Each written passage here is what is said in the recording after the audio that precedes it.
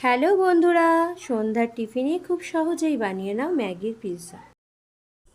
একটি পাত্রে পরিমাণ মতো ম্যাগি সিদ্ধ করে জল ঝরিয়ে নিয়েছি।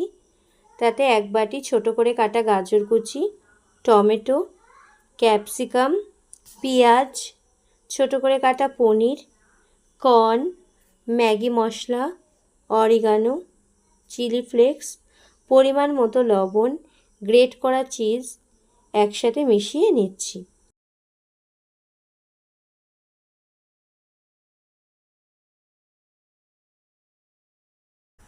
মোটামুটি মেশানো হয়ে গেছে। দুটো ডিম ফেটিয়ে আরও কিছুক্ষণ মিশিয়ে নিচ্ছি।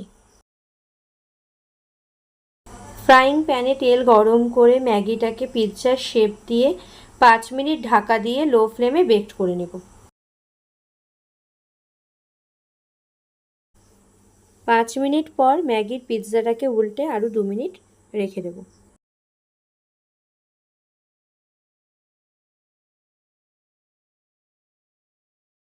অপর পিঠটা হালকা ফ্রাই হয়ে গেলে উল্টে নিয়ে তার উপর পিৎজা সস মাখিয়ে গ্রেট করা চিজ, চিলি ফ্লেক্স, অরিগানো ছড়িয়ে আরও 2 মিনিট লো ফ্লেমে ঢাকা দিয়ে বেক করে নিচ্ছি।